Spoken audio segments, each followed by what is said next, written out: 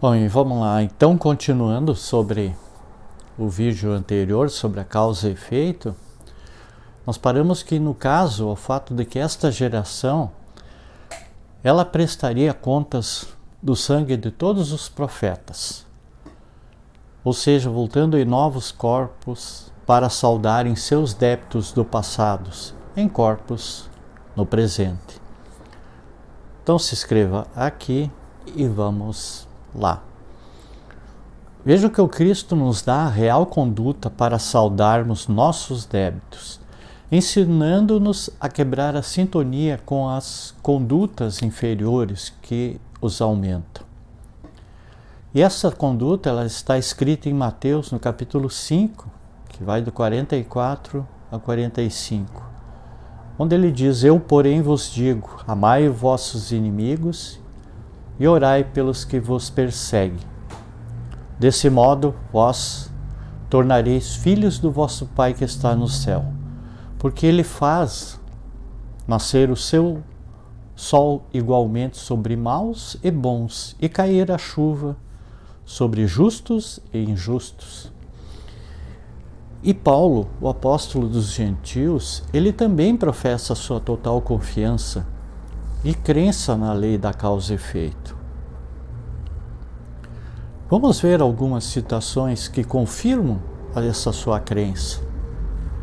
Na Epístola aos Romanos, no capítulo 2, que está no 7, ele diz o seguinte: Ora, com tua obstinação e com o teu coração impenitente, estás acumulando ira para o dia da ira e da revelação da justa sentença de Deus, que retribui a cada um segundo as suas obras.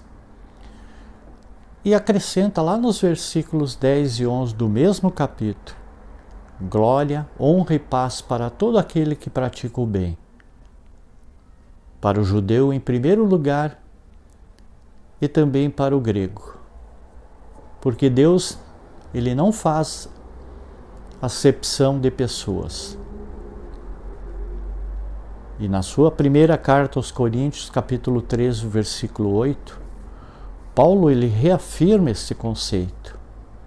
Aquele que planta e aquele que rega são iguais entre si, mas cada um receberá seu próprio salário, segundo a medida do seu trabalho. Ainda no mesmo capítulo, no versículo 13, ele diz: a obra de cada um será posta em evidência.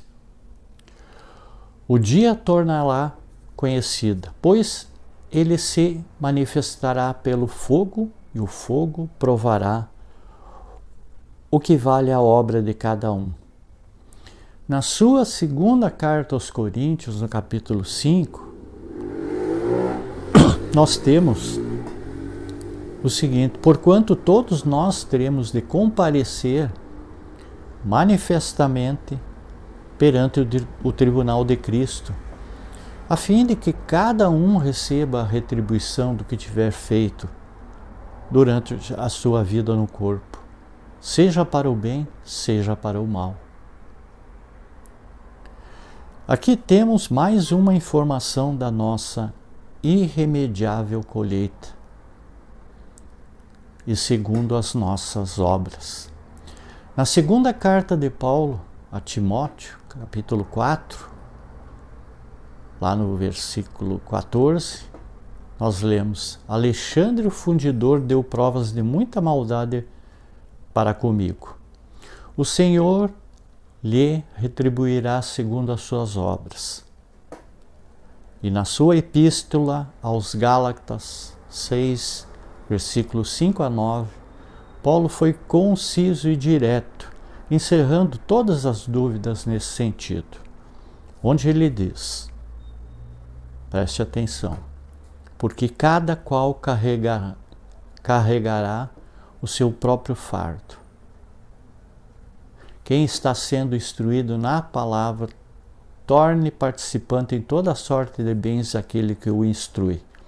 Não vos iludais, de Deus não se zomba. O que o homem semear, isso colherá. Quem semear na sua carne, da sua carne colherá corrupção. Quem semear no Espírito, do Espírito colherá a vida eterna.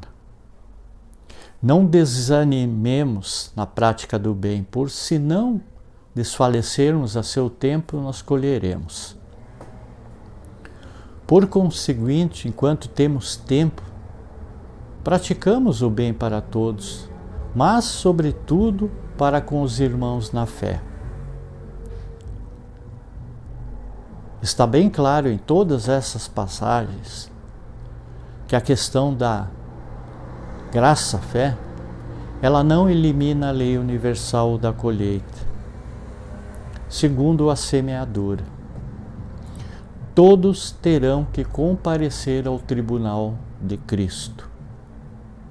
Por isso não é necessário apenas aceitar os seus princípios, mas, sobretudo, vivê-los em obras. Aquela velha frase, sempre fazendo o bem. Muitos não entendem que um pecado cometido, mesmo perdoado por Deus, ele tem consequências sérias para aquele que praticou, deixando como resíduo a necessidade de uma reconciliação com aqueles a quem ele prejudicou. A crença em uma salvação pela fé, ela nasceu com Lutero, que, tomando por base a passagem de Paulo em sua carta aos Romanos, capítulo 1, 17, onde Paulo afirma: o justo viverá da fé. Vejam que Lutero não observou que Paulo, na mesma carta aos Romanos, ele havia afirmado que Deus recompensará cada um conforme as suas obras. E um pouquinho mais na frente, no capítulo 2, como nós já citamos anteriormente, Lutero inclusive esqueceu ainda de ler o apóstolo Tiago, que foi considerado por Paulo como a coluna da igreja. Então acompanhe um pouquinho a carta de Tiago, as 12 tribos da dispersão, lá em seu capítulo 2, versículo 14 a 26, sobre a fé e as obras, que encerra tudo isso e elimina todas as dúvidas. Meus irmãos, se alguém disser que tem fé, mas não tem obras, quem lhe aproveitará isso? Acaso a fé poderá salvá-lo? Se um irmão ou uma irmã não tiver o que vestir e lhes faltar o necessário para a subsistência de cada dia, alguém dentre vós lhes disser: ide em paz, aquecei-vos e saciai-vos, e não lhes der o necessário para a sua manutenção, que proveito haverá nisso? Assim também a fé, se não tiver obras, ela está morta em seu isolamento. De fato, alguém poderá objetar-lhe: tu tens fé e eu tenho obras. Mostra-me a tua fé sem obras e eu te mostrarei a minha fé pelas minhas obras. Tu crês que há um só Deus. Ótimo. Lembra-te, porém, que também os demônios creem, mas estremecem. Queres, porém, ó homem insensato, a prova de que a fé sem obras é vã? Não foi pelas obras que o nosso pai Abraão foi justificado ao oferecer o seu filho Isaque sobre o altar? Já vês que a fé concorreu para suas obras, e pelas obras é que a fé se realizou plenamente. E assim se cumpriu a Escritura, que diz: Abraão creu em Deus, e isto lhe foi imputado como justiça, e ele foi chamado amigo de Deus. Estais vendo que o homem é justificado pelas obras e não simplesmente pela fé. Da mesma maneira também Raabe, a meretriz, ela não foi justificada pelas obras, quando ela acolheu os mensageiros e os fez voltar por outro caminho. Com efeito, como o corpo, sem o espírito da vida, é morto, assim também é morta a fé sem obras. Diante do exposto, fica claro que não é apenas da fé e da graça que precisamos para chegar a Deus. Existem muitos outros requisitos associados a estes para atingirmos a plenitude de nossa evolução. O Cristo nos salvou do caminho da ignorância, trazendo uma nova mensagem para uma mudança em cada de nós. Portanto, a nossa salvação, ela começa com a fé que nos desperta e que nos traz percepções novas para a mudança. E essa mudança tem que passar pelo crivo da nossa consciência, que nos levará à reconciliação com aqueles que nós magoamos e à busca da realização de obras que nos levará ao reencontro com Deus. Todas as vezes que o Cristo curava pessoas, ele sempre dizia: a tua fé te salvou. No entanto, ele acrescentava uma coisa: vá e não peques mais, para que a coisa pior não te venha acontecer. Isso demonstra que a fé salva do caminho da ignorância, do erro e da doença, mas não impede que voltemos a cometer erros, e ele nem apaga os erros cometidos no passado.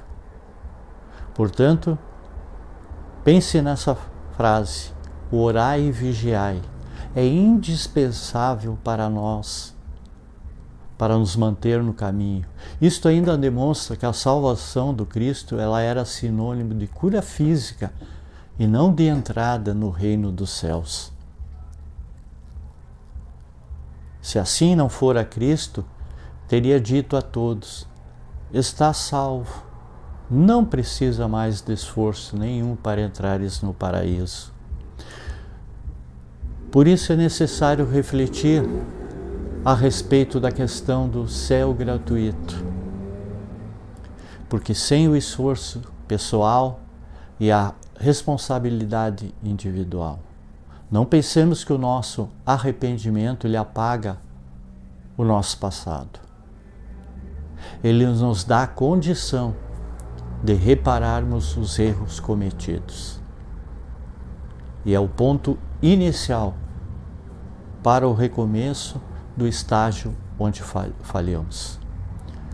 E lembramos que Deus está sempre pronto a nos receber.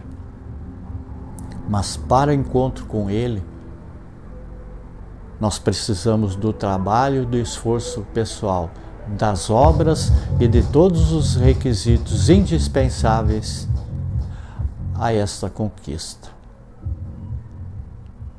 Sigamos, pois, as recomendações do Mestre Jesus, que devem ser o nosso roteiro diário. Não julgues e não sereis julgado, porque do mesmo modo que julgardes, serei também vós julgados, e com a mesma medida com que tiverdes medido, também vós sereis medidos. Isso está em Mateus capítulo 5.